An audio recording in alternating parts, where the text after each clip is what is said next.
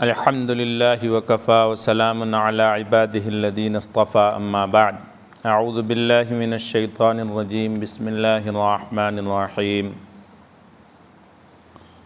یا ایہا الذین آمنوا استعینوا بالصبر والصلاة ان اللہ مع الصابرین ولا تقولوا لمن يقتل في سبیل اللہ اموات بل احیاء ولکن لا تشعرون صدق اللہ العظیم وقال النبی صلی اللہ علیہ وسلم ان اللہ جعل الحق على لسان عمر وقلبه او کما قال علیہ الصلاۃ والسلام۔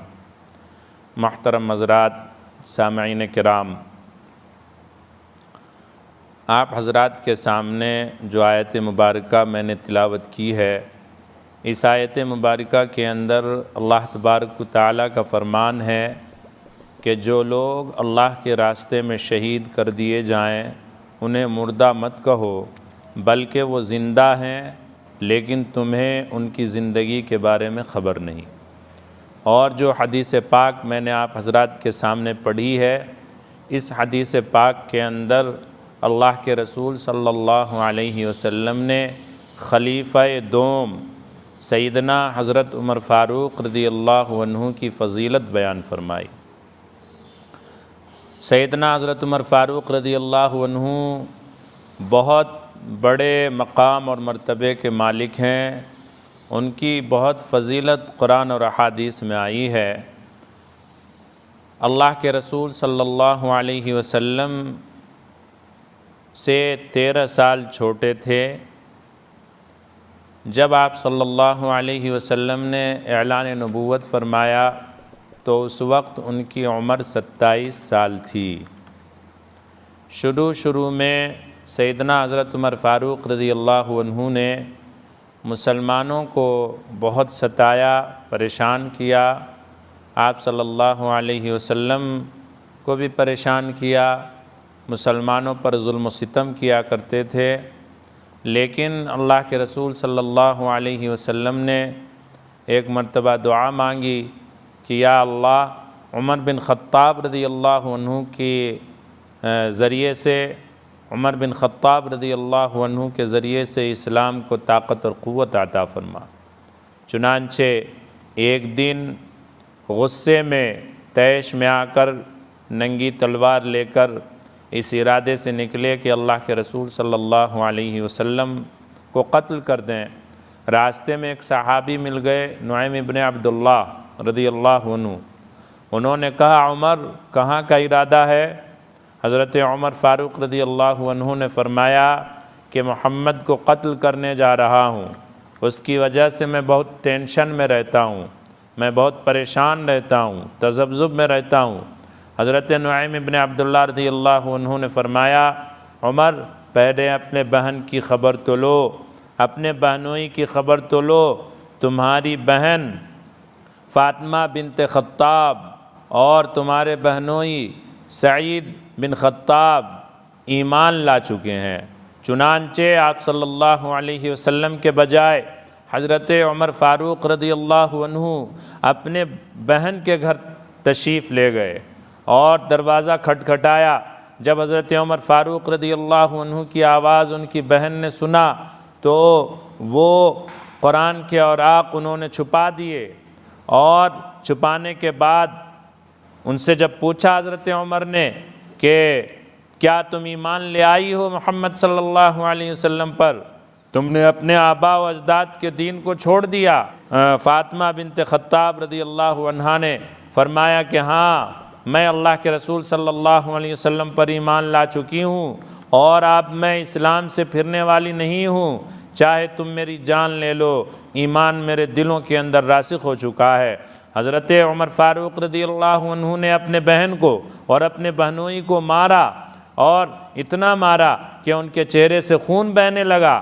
جب غصہ ٹھنڈا ہوا تو حضرت عمر کہتے ہیں کہ اچھا دکھاؤ تو صحیح تم کیا پڑھ رہے تھے؟ چنانچہ آپ کی بہن نے یہ کہا کہ ناپاک لوگ اس کو نہیں چھوتے، تمہیں پاک ہی حاصل کرنی پڑے گی۔ تو غسل کیا، اور غسل کرنے کے بعد حضرت فاطمہ بنت خطاب رضی اللہ عنہا نے وہ قرآن کے اوراق دیے حضرت عمر فاروق رضی اللہ عنہ کو، جس میں سورہ طٰہٰ لکھی ہوئی تھی، اور خباب بن ارت رضی اللہ عنہ جو ان کے بہن اور بہنوئی کو قرآن پڑھا رہے تھے، قرآن سکھا رہے تھے، وہ بھی چھپ گئے تھے، وہ بھی باہر نکل کر آئے اور انہوں نے کہا عمر ایسا لگتا ہے کہ اللہ کے رسول صلی اللہ علیہ وسلم کی دعا قبول ہو گئی، میں نے کل ہی آپ صلی اللہ علیہ وسلم کو یہ دعا کرتے ہوئے سنا تھا کہ یا اللہ عمر بن خطاب رضی اللہ عنہ کے ذریعے سے اسلام کو طاقت اور قوت عطا فرما۔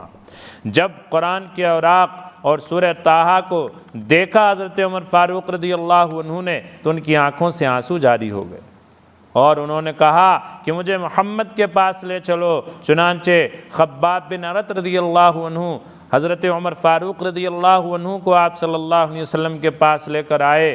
جب دروازے پر پہنچے دار ارقم میں تو اندر خبر دی گئی کہ عمر آ رہا ہے۔ حضرت امیر حمزہ رضی اللہ عنہ نے کہا آنے دو، اگر اس کا ارادہ نیک ہے تو بہت اچھی بات ہے، نہیں تو اسی کی تلوار سے اس کی گردن اڑا دی جائے گی۔ چنانچہ آپ صلی اللہ علیہ وسلم سے حضرت عمر فاروق رضی اللہ عنہ نے ملاقات کی اور عرض کیا کہ مجھے ایمان میں داخل کر لیجئے اور کلمہ پڑھا دیجئے۔ چنانچہ حضرت عمر فاروق رضی اللہ عنہ ایمان میں داخل ہو گئے۔ اس موقع سے آپ نے یہ پوچھا یا رسول اللہ کیا ہم حق پر نہیں ہیں؟ آپ صلی اللہ علیہ وسلم نے فرمایا کیوں نہیں، ہم حق پر ہیں۔ فرمایا یا رسول اللہ کیا ہمارا معبود حق نہیں ہے، حق پر نہیں ہے؟ آپ نے فرمایا کیوں نہیں، ہمارا معبود بھی حق پر ہے۔ تو پھر آپ نے کہا کہ پھر ہم چھپ چھپ کر کیوں عبادت کرتے ہیں اور چھپ چھپ کر کیوں دین کی محنت کرتے ہیں؟ آج کے بعد کوئی چھپ کر کے نماز نہیں پڑھے گا۔ پھر وہاں سے دار ارقم سے نکلے، مسلمان 2 صف بنا کر کے نکلے اور خانہ کعبہ میں آئے اور حرم میں پہلی مرتبہ تمام کفار و مشرکین کے سامنے علی الاعلان سیدنا عمر فاروق رضی اللہ عنہ نے نماز ادا فرمائی۔ سیدنا عمر فاروق رضی اللہ عنہ کے ذریعے سے اسلام کو بہت تقویت ملی ہے، ہمیشہ اللہ کے رسول صلی اللہ علیہ وسلم کے ساتھ رہے۔ غزوہ بدر میں بھی، غزوہ احد میں بھی 6 سال، نبوت کے 6 سال تک تو آپ ایمان نہیں لائے تھے، 6 سال کے بعد آپ ایمان لائے، تو یعنی 6 سال ایمان لانے کے 6 سال بعد تک آپ نے مکہ مکرمہ میں زندگی گزاری اور علی الاعلان آپ نے زندگی گزاری۔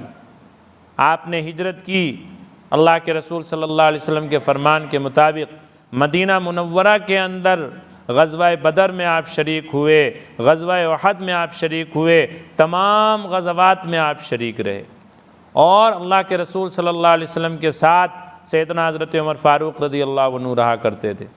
قرآن کریم کی تقریباً 19 آیات ہیں جو حضرت عمر فاروق رضی اللہ عنہ کے منشا کے مطابق نازل ہوئی ہیں، ان کی رائے کے مطابق قرآن کریم کی 19 آیات اللہ تبارک و تعالیٰ نے نازل فرمائی۔ یہ مقام حضرت عمر فاروق رضی اللہ عنہ کا تھا۔ آپ صلی اللہ علیہ وسلم نے ارشاد فرمایا لو کان بعدی نبی لکان عمر، میرے بعد اگر کوئی نبی ہوتے تو وہ عمر ہوتے۔ نبوت کی تمام صفات حضرت عمر فاروق رضی اللہ عنہ میں پائی جاتی تھی۔ بہرحال سن 2 ہجری میں غزوہ بدر میں آپ شریک رہے، سن 3 ہجری میں غزوہ احد میں آپ شریک رہے، سن 5 ہجری میں غزوہ خندق میں آپ شریک رہے، اسی طریقے سے سن 6 ہجری میں جب اللہ کے رسول صلی اللہ علیہ وسلم نے عمرہ کا ارادہ فرمایا، 1400 صحابہ کے ساتھ جب عمرہ کے لیے تشریف لے جا رہے تھے تو حدیبیہ مقام پر مشرکین مکہ نے آپ کو آپ کے صحابہ کے ساتھ روک دیا اور کہا کہ آپ اس سال حج نہیں کر سکتے تھے۔ تو وہاں پر صلح حدیبیہ کچھ شرائط رکھے گئے، صلح حدیبیہ ہوئی اور پھر اس کے بعد واپس آئے تو سن 7 ہجری میں آپ صلی اللہ علیہ وسلم نے اس عمرے کی قضا فرمائی، تو اس میں بھی حضرت عمر فاروق رضی اللہ عنہ آپ کے ساتھ تھے۔ سن 6 ہجری میں بھی ساتھ تھے، 7 ہجری میں بھی ساتھ تھے، سن 7 ہجری میں فتح خیبر ہوا، اس میں بھی حضرت سیدنا عمر فاروق رضی اللہ تعالی عنہ نے شرکت فرمائی، اور سن 8 ہجری میں جب مکہ فتح ہوا تو فتح مکہ میں بھی پورے شان و شوکت کے ساتھ آپ صلی اللہ علیہ وسلم کے ساتھ 10,000 صحابہ جہاں شریک تھے وہاں حضرت عمر فاروق رضی اللہ عنہ بھی آپ کے ساتھ رہے۔ اسی طریقے سے سن 9 ہجری میں حج فرض ہوا تو حضرت ابو بکر صدیق رضی اللہ عنہ کو آپ صلی اللہ علیہ وسلم نے امیر الحجاج بنا کر کے مکہ مکرمہ بھیجا، اس میں بھی آپ شریک تھے۔ اور اسی طریقے سے سن 10 ہجری میں آپ صلی اللہ علیہ وسلم نے حج فرمایا، جس کو حجۃ الوداع کہتے ہیں، اس میں بھی حضرت سیدنا عمر فاروق رضی اللہ عنہ ساتھ تھے۔ اور جب آپ صلی اللہ علیہ وسلم کی وفات کا وقت قریب آیا تو وفات سے پہلے آپ نے اسامہ بن زید کے ساتھ ایک جماعت کو، ایک قافلے کو روانہ کیا تھا جہاد کے اوپر۔ اس میں حضرت عمر فاروق رضی اللہ عنہ کو بھی آپ نے بھیجا۔ حضرت عمر فاروق رضی اللہ عنہ بھی اس جماعت میں شریک تھے، اس قافلے میں شریک تھے، لیکن شہر سے باہر جا کر کے وہ قافلہ رک گیا تھا، کسی وجہ سے جا نہیں سکا۔ اسی درمیان میں اللہ کے رسول صلی اللہ علیہ وسلم کی وفات ہو گئی۔ آپ صلی اللہ علیہ وسلم کی وفات کا ان کو یقین نہیں ہو رہا تھا سیدنا حضرت عمر فاروق رضی اللہ عنہ کو، تو انہوں نے یہ اعلان کیا کہ جو یہ کہے گا کہ محمد صلی اللہ علیہ وسلم کی وفات ہو گئی ہے تو میں اپنی تلوار سے اس کی گردن اڑا دوں گا۔ پھر حضرت ابو بکر صدیق رضی اللہ عنہ کے کہنے سے حضرت عمر فاروق رضی اللہ عنہ کو یقین ہوا۔ حضور کی وفات کے بعد خلیفہ بننے کے بارے میں مشورہ ہوا تو سیدنا عمر فاروق رضی اللہ عنہ نے حضرت ابو بکر صدیق رضی اللہ عنہ کی رائے دی کہ ابو بکر سے بہتر مسلمانوں کے کاموں اور مسلمانوں کے ذمہ داری کا والی کوئی اور نہیں ہو سکتا۔ چنانچہ سیدنا حضرت عمر فاروق رضی اللہ عنہ کی رائے پر مسلمانوں نے عمل کیا اور حضرت ابو بکر صدیق رضی اللہ عنہ خلیفہ بنے۔ 2.25 سال تک سیدنا ابو بکر صدیق رضی اللہ عنہ نے خلافت کی، باوجود اس کے کہ اسامہ بن زید رضی اللہ عنہ کے ساتھ سیدنا عمر فاروق رضی اللہ عنہ کو آپ صلی اللہ علیہ وسلم نے روانہ کیا تھا، لیکن حضرت ابو بکر صدیق رضی اللہ عنہ نے اسامہ بن زید رضی اللہ عنہ سے اجازت لے کر عمر فاروق رضی اللہ عنہ کو اپنے پاس بلوا لیا، اور پورے 2.25 سال تک خلافت ابو بکر کے زمانے میں حضرت عمر فاروق رضی اللہ عنہ مشیر رہے، اہم کاموں میں مشورہ لیتے تھے سیدنا ابو بکر صدیق رضی اللہ عنہ حضرت عمر فاروق رضی اللہ عنہ سے۔ حضرت عمر فاروق رضی اللہ عنہ نے آپ کو مشورہ دیا، ابو بکر صدیق رضی اللہ عنہ کو مشورہ دیا کہ آپ قرآن کو جمع کریں، کیونکہ بہت سارے حفاظ کرام شہید ہو گئے تھے، تو آپ نے مشورہ دیا کہ قرآن کو جمع کیا جائے، تو آپ کے مشورے پر قرآن کو جمع کیا گیا۔ اس طریقے سے دور ابو بکر صدیق رضی اللہ عنہ کے دور خلافت میں 2.25 سال تک آپ ہر کام کا حضرت ابو بکر صدیق رضی اللہ عنہ کو مشورہ دیتے رہے، حضرت ابو بکر صدیق رضی اللہ عنہ کو مشورہ دیتے رہے۔ جب حضرت ابو بکر صدیق رضی اللہ عنہ کی وفات ہوئی، ان کا انتقال ہوا، تو انتقال سے پہلے انہوں نے خلافت کے لیے حضرت عمر فاروق رضی اللہ عنہ کا نام پیش کیا، تو مسلمانوں نے یہ دریافت کیا کہ یا امیر المؤمنین، سیدنا عمر فاروق رضی اللہ عنہ مزاج کے بہت سخت ہیں۔ ابو بکر صدیق رضی اللہ عنہ نے فرمایا کہ جب خلافت کا بوجھ ان پر پڑے گا تو مزاج کی سختی دور ہو جائے گی، خلافت کے بوجھ کی وجہ سے ان کے مزاج کی سختی دور ہو جائے گی۔ اور یہی ہوا، سن 13 ہجری میں سیدنا ابو بکر صدیق رضی اللہ عنہ کی وفات ہوئی، اور متفقہ طور پر سیدنا عمر فاروق رضی اللہ عنہ کو خلیفہ بنا دیا گیا۔ آپ نے تقریباً 10.25 سال تک خلافت کی ہے، اور ایسی حکمرانی کی ہے کہ قیامت تک آپ کی حکمرانی جو ہے وہ بطور مثال کے پیش کی جاتی رہے گی۔ 22.5 لاکھ مربع میل تک آپ کے خلافت کے زمانے میں اسلامی حکومت پھیل گئی تھی، 22.5 لاکھ مربع میل تک۔ آپ کی حکومت صرف انسانوں پر نہیں تھی، انسانیت پر تھی، انسانوں کے دلوں پر تھی، آگ پر، پانی پر، ہوا پر، مٹی پر آپ کی حکومت تھی۔ میں آپ کو واقعہ بتاؤں کہ مٹی پر سیدنا عمر فاروق رضی اللہ عنہ کی حکومت کیسے تھی۔ ایک مرتبہ مدینہ منورہ کے اندر زلزلہ آیا، سیدنا عمر فاروق رضی اللہ عنہ نے کوڑے زمین پر مارے اور یہ فرمایا کہ تو کیوں ہلتی ہے؟ کیا عمر نے تیرے اوپر انصاف نہیں کیا؟ کیا عمر نے تیرے اوپر عدل نہیں کیا؟ مٹی سے آپ نے بات کی، کوڑا مار کر، وہ ہلنا، زلزلہ آنا بند ہو گیا، اور آج تک زلزلہ نہیں آیا مدینہ منورہ کے اندر۔ ایک واقعہ اسی طرح کا اور ہے کہ ایک بوڑھی عورت سیدنا عمر فاروق رضی اللہ عنہ کے پاس آئی اور انہوں نے یہ شکایت کی کہ یا امیر المؤمنین، میں تیل لے کر آ رہی تھی اور وہ تیل جو ہے میرے پیر میں ٹھوکر لگ گئی اور اس کی وجہ سے تیل زمین پر گر گیا اور زمین نے تیل کو جذب کر لیا، میں آپ کے پاس شکایت لے کر آئی ہوں۔ سیدنا عمر فاروق رضی اللہ عنہ نے ایک خط لکھا اور اس بوڑھی عورت کو دیا اور فرمایا کہ جا یہ خط زمین کے اس حصے پر دفن کر دے جہاں پہ تیرا تیل گرا ہے۔ وہ بوڑھی عورت وہ خط لے کر گئی اور زمین کے اس حصے پہ جہاں تیل گرا تھا وہاں دفن کر دیا، اور تیل کا برتن وہاں پر لے کر کے گئی۔ خط کو زمین میں دفن کرنا تھا کہ تیل باہر آ کر کے وہ بوڑھی عورت کے برتن میں آ گیا۔ بعد میں کسی نے پوچھا سیدنا عمر فاروق رضی اللہ عنہ سے کہ آخر آپ نے خط میں کیا لکھا تھا؟ تو انہوں نے کہا کہ یہ راز کی بات ہے، اسے رہنے دو۔ لوگوں نے اصرار کیا نہیں آپ بتائیں، تو فرمایا میں نے یہ لکھا تھا خط میں کہ اے زمین، یہ تیل جو ہے یہ بوڑھی عورت کا حق ہے، یہ تیرا حق نہیں ہے، اس لیے تو اس کا تیل واپس کر دے۔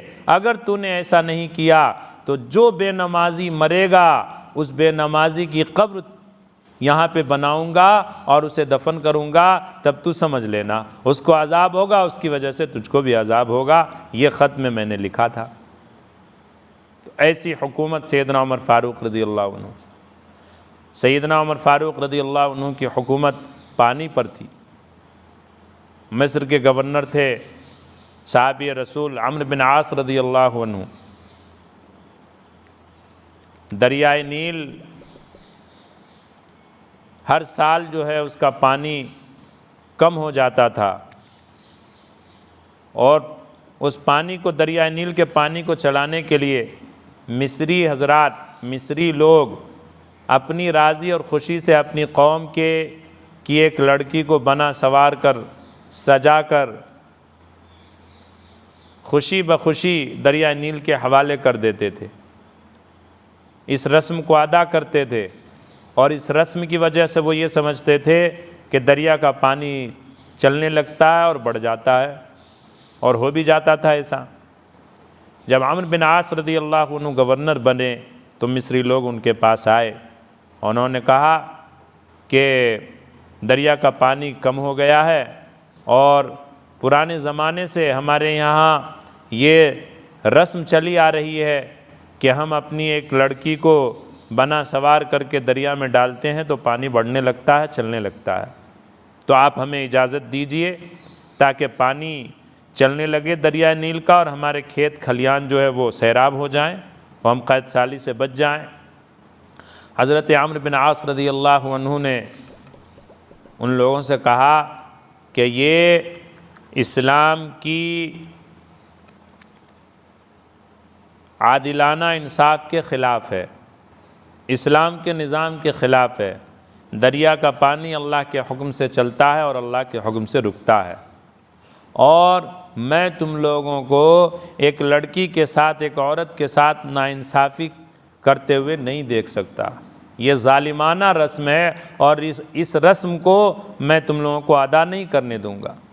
چنانچہ کچھ دن گزر گئے، دریا کا پانی سوکھنے لگا بالکل، تو وہ لوگ بہت پریشان ہوئے۔ حضرت عمرو بن عاص رضی اللہ عنہ نے سیدنا عمر فاروق رضی اللہ عنہ کو خط لکھا اور سارے احوال بتائے۔ سیدنا عمر فاروق رضی اللہ عنہ نے اس خط کا جواب دیا، 2 خط لکھا، کہا ایک خط آپ کے لیے اور ایک خط دریائے نیل کے لیے۔ چنانچہ وہ عمرو بن عاص رضی اللہ عنہ نے جب خط پڑھا تو اس میں یہ بات لکھی ہوئی تھی کہ دوسرا خط جو ہے اس کو دریائے نیل میں ڈال دیجیے۔ جب اس خط کو کھول کے دیکھا عمرو بن عاص رضی اللہ عنہ نے، تو اس میں یہ بات لکھی ہوئی تھی کہ اے دریا، اگر تو اپنے اختیار سے چلتی ہے تو مت چل، اور اگر اللہ کے اختیار سے چلتی ہے تو چل، اور اللہ ہی تجھے چلانے والا ہے۔ اب سارے مصری لوگ دریا کے کنارے اس رسم کو دیکھنے کے لیے، اور بھی زیادہ لوگ آ گئے، کچھ تو رسم کو دیکھنے کے لیے اور کچھ یوں ہی کھیل تماشے کے لیے، اور زیادہ بھیڑ ہو گئی۔ جب سارے لوگ دریا کے کنارے آ گئے تو عمرو بن عاص رضی اللہ عنہ نے وہ خط سیدنا عمر فاروق رضی اللہ عنہ کا دریائے نیل میں ڈال دیا۔ خط کا ڈالنا تھا کہ پانی کا چشمہ جاری ہو گیا، اور پہلے سے زیادہ تقریباً 10 گنا پانی اوپر اضافے کے ساتھ چلنے لگا۔ اس دن سے جو دریا کا پانی چلا ہے تو آج تک بند نہیں ہوا ہے۔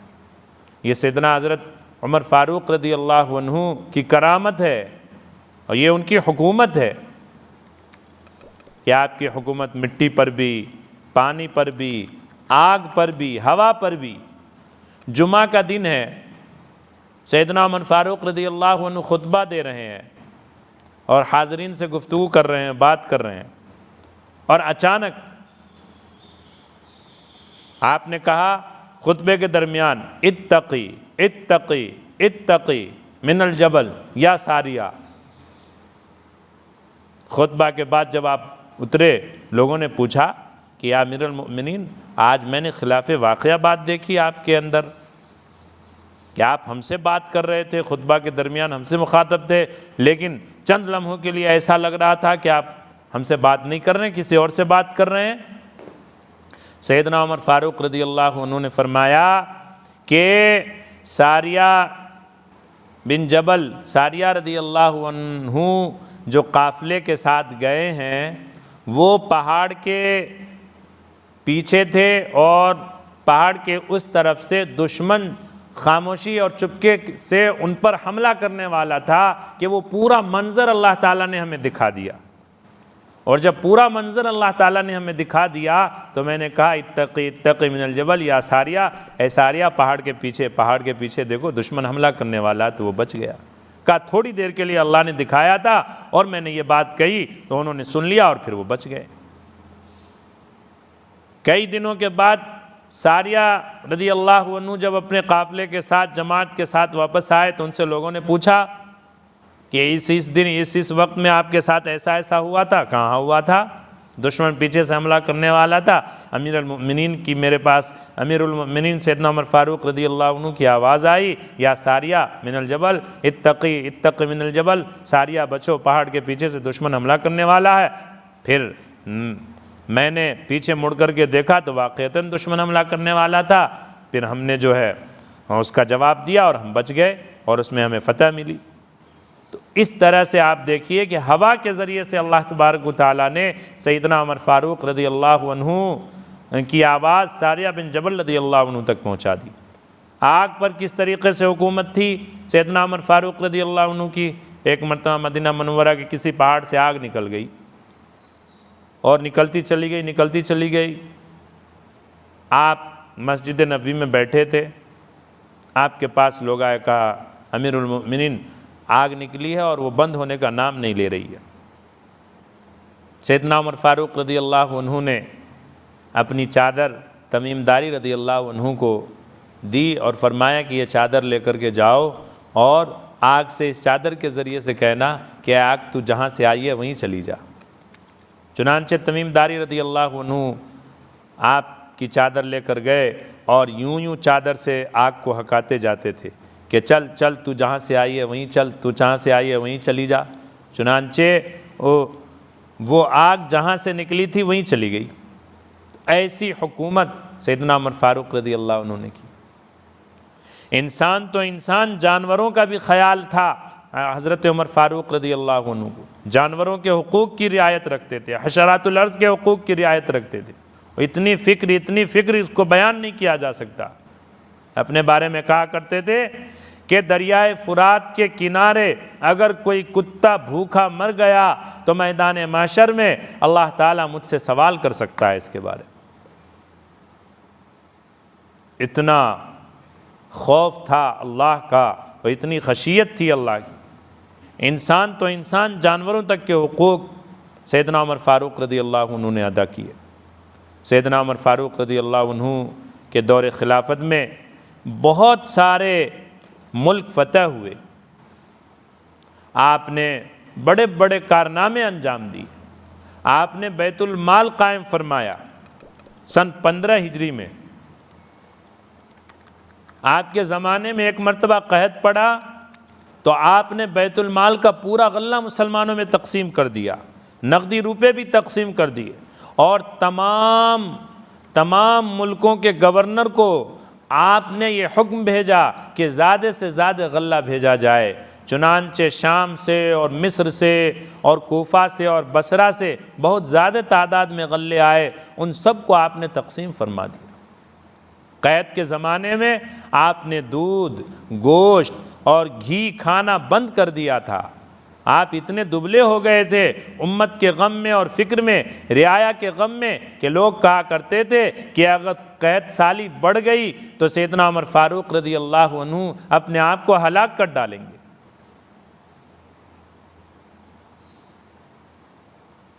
قحط سالی کے زمانے میں آپ نے رجسٹر بنوائے اور جو ضرورت مند لوگ تھے آپ نے ان کے نام لکھوائے اور ہر ایک کو وزن کے اعتبار سے غلہ دینے کا حکم آپ نے جاری فرمایا۔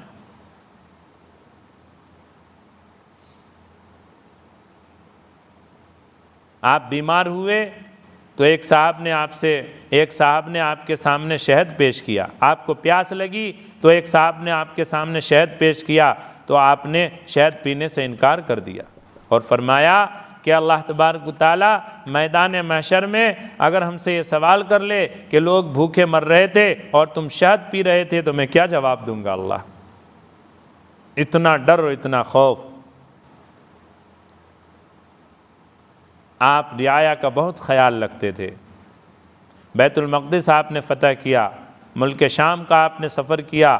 ملک شام سے واپسی کے وقت ایک بوڑھی عورت سے ملاقات ہوئی، ان سے آپ نے فرمایا کہ عمر کے بارے میں بتاؤ،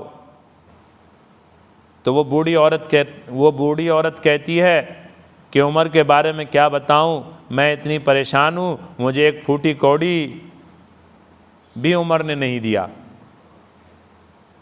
تو آپ نے پوچھا کہ کیا آپ نے خلیفہ سے اس کی شکایت کی؟ بوڑھی عورت کہتی ہے کہ جب اسے اپنے رعایا کی خبر نہیں تو وہ خلافت کیوں کرتا ہے؟ جب اسے اپنے رعایا کی خبر نہیں تو وہ خلافت کیوں کرتا ہے؟ حضرت عمر فاروق رضی اللہ عنہ نے فرمایا کہ اچھا یہ بتاؤ تم عمر سے کیسے راضی ہو جاؤ گی؟ انہوں نے کہا اگر مجھے 25 دینار مل گئے تو میں عمر سے راضی ہو جاؤں گی۔ آپ نے 25 دینار نکال کر اسے دے دیے تو وہ دعا کرنے لگی، یا اللہ عمر پر رحمت نازل فرما۔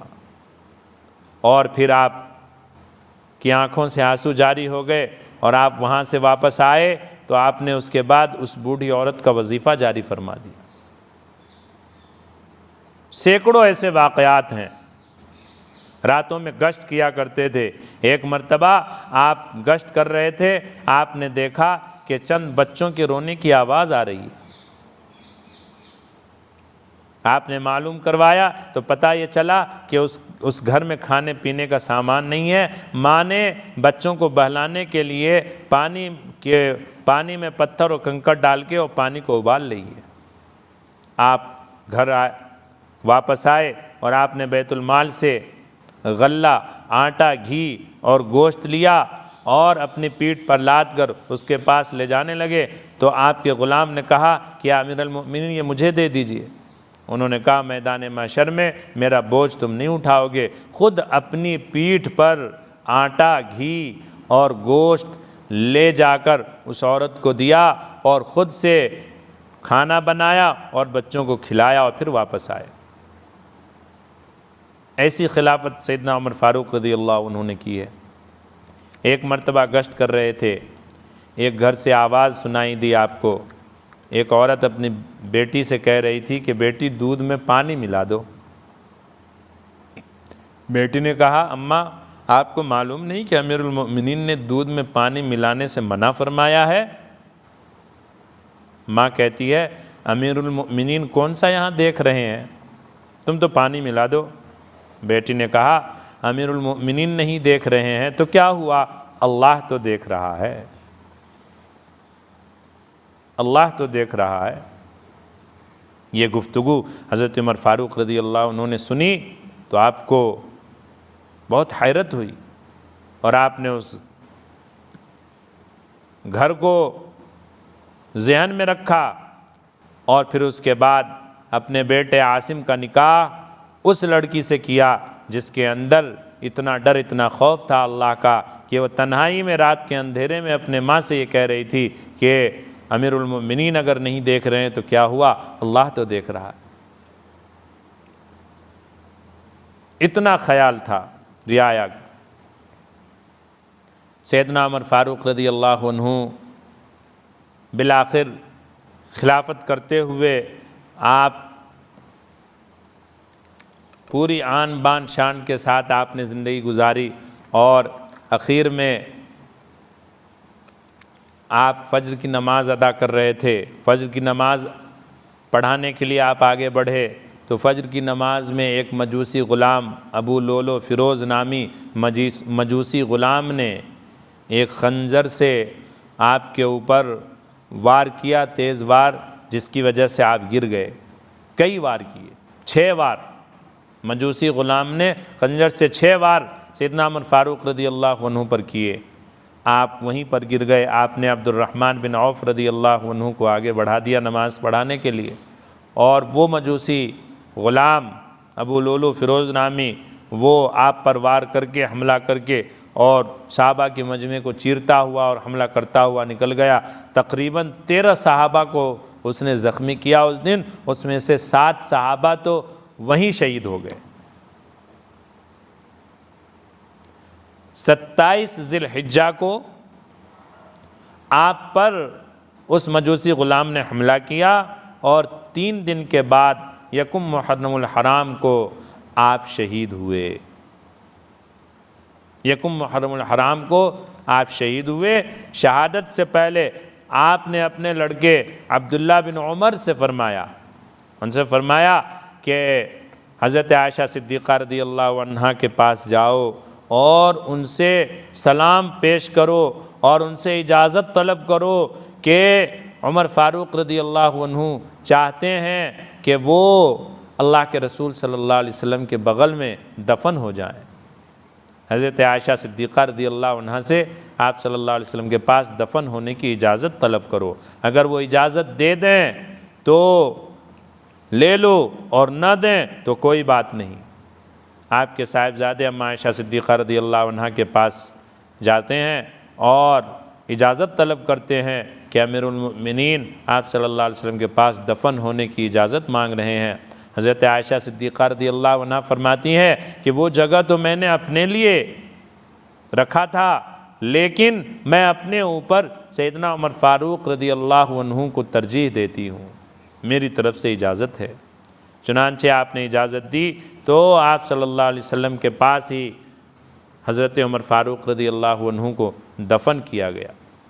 تو سیدنا عمر فاروق رضی اللہ عنہ کے اس طریقے سے آپ نے زندگی گزاری ہے، آپ نے اپنی زندگی میں بہت سارے کارنامے انجام دیے۔ آپ نے ہر ملک کو صوبوں میں تقسیم کیا، ہر صوبے میں آپ نے ضلع بنائے، اور تقریباً ایک صوبے میں 10 سے 20 ضلع آپ نے مقرر فرمائے، اور ہر جگہ ہر صوبے کے اندر آپ نے قاضی مقرر فرمائے، قاضی کی تنخواہ مقرر فرمائی، اور ایسے قاضی اللہ سے ڈرنے والے، اللہ سے خوف کھانے والے قاضی مقرر کیے کہ جو قرآن اور حدیث کی روشنی میں فیصلے دینے والے تھے، اور کسی کا رعب اور دبدبہ ان پر نہیں ہوتا تھا۔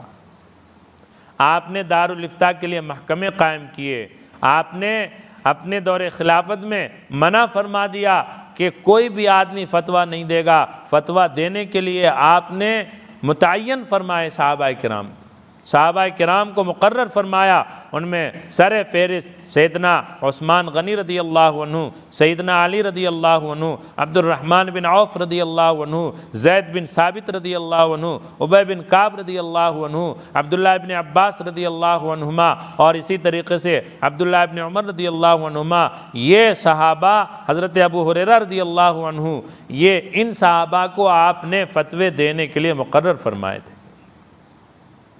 اور بھی بہت سارے کام آپ نے، پولیس کا محکمہ قائم کیا، آپ نے فوج میں لوگوں کو تربیت دی، اور لشکر میں لوگوں کو لشکر کی تربیت دے کر کے اس میں مقرر کیا، اور فوج اسی طریقے سے یعنی فوجیوں کی تنخواہ آپ نے مقرر فرمائی، مجاہدین کی بیوی اور بال بچے اور گھر والوں کے لیے وظیفہ آپ نے مقرر فرمایا، اور اس طریقے سے 4000 مساجد کی تعمیر آپ نے اپنے دور خلافت میں قائم فرمائی۔ 4000 مساجد کی تعمیر آپ نے کی ہے۔ آپ کے دور خلافت میں ایک زمین کے بارے میں یہودیوں میں و مسلمانوں میں جھگڑا ہو گیا، یہودی کہتا تھا میری زمین ہے، مسلمان کہتا تھا میری زمین ہے۔ مسلمانوں نے زبردستی اس زمین پر مسجد بنا لی۔ سیدنا عمر فاروق رضی اللہ عنہ نے اس کے بارے میں حکم دیا کہ اس مسجد کو توڑ دی جائے، چنانچہ اس مسجد کو توڑ دیا گیا، اور وہ زمین یہودیوں کو حضرت عمر فاروق رضی اللہ عنہ نے دلوا دی، کیونکہ وہ زمین اصل میں یہودیوں کی ہی تھی۔ اس طرح سے عدل اور انصاف کے ساتھ آپ نے زندگی گزاری ہے، اور پوری دنیا کو ایک پیغام دے دیا کہ عدل اور انصاف کے ساتھ جو ہے زندگی گزارنا ہے اور حکمرانی کرنی ہے۔ اللہ تبارک و تعالیٰ مجھ کو اور آپ سب کو، پوری امت کو اعمال صالحہ کی توفیق نصیب فرمائے۔ وآخر دعوانا ان الحمد للہ رب العالمین۔